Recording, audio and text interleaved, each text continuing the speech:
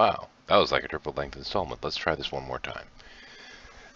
Ironically, the topic that I'd chosen for the gray line, which was supposed to be released the week of my stroke, was experiential realities, which are supposed to talk about reality versus perception of reality versus what's actually there. I got a little bit of a lesson in this when I had my stroke, when I consciously knew that my brain was sending signals to my arm, and my arm wasn't responding. Gotten better. This was a little bit of a wake-up call to me. My vision, my cognitive abilities were also affected by this. I could look down the street and there'd be a car coming, and I wouldn't recognize it was there. Now, on some fundamental level, I knew that I was perceiving it.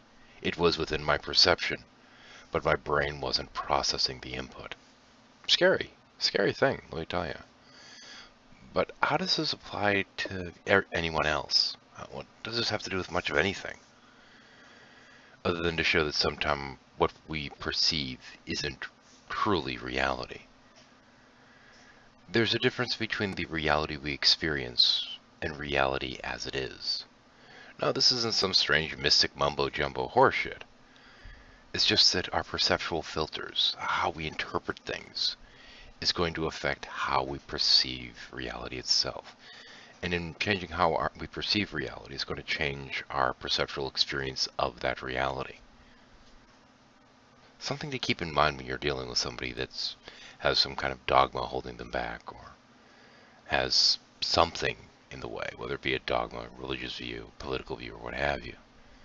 To them, the reality as they're experiencing it is different because of that perceptual filter. And trying to tell them that what they're perceiving isn't what's really there, whether you're trying to help them, like in the case of my wife, stopping me from walking in front of a car after the stroke when my eyes weren't working properly, or realizing that, you know, there's no great being looking over you or what have you. It's scary, because you're not just going after what they are thinking or some belief. You're going against a perceptual filter that in part defines their experience of reality. This may up the ante, but maybe it'll give some a little bit of perspective.